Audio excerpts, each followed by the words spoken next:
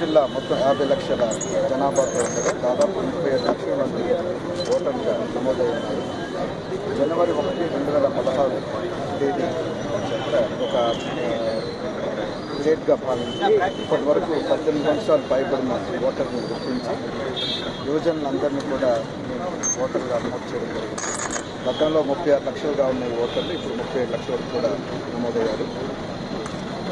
ముఖ్యంగా ఈ ఓటరు దినోత్సవం సందర్భంగా ప్రజలందరికీ కూడా ఓటు యొక్క ప్రాముఖ్యతను తెలియజేస్తూ ప్రజాస్వామ్యంలో ప్రజల భాగస్వామ్యాన్ని దాని యొక్క ప్రాముఖ్యతను తెలియజేస్తూ ప్రతి ఒక్కరు కూడా ఓటు హక్కు సద్వినియోగం చేసుకోవాలి.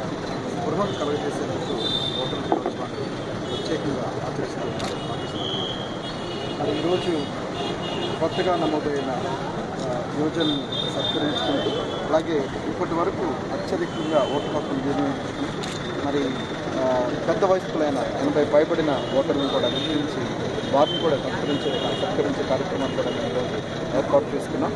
ఈ ఓటరు దినోత్సవం సందర్భంగా విద్యార్థుల్లోనూ అలాగే యువజనుల్లోనూ మరి ఓటు హక్కు గురించి ప్రజాస్వామ్యం గురించిన బాధ్యతని పెంపొందించేందుకు వివిధ పోటీలను కూడా నిర్వహించడం జరిగింది. వక్తృత్వ పోటీలు, వ్యాస పోటీలను కూడా నిర్వహించాం.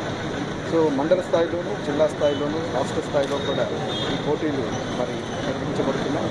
మన జిల్లా నుండి 6 రంగాల్లో మరి విద్యార్థుల్ని, యువకుల్ని కూడా స్క్రీన్ చేసి నిన్నటి రోజున మరి 24వ తారీఖున హైదరాబాద్లో రాష్ట్ర స్థాయి కాంపిటీషన్స్ నిర్వహించడం జరిగింది.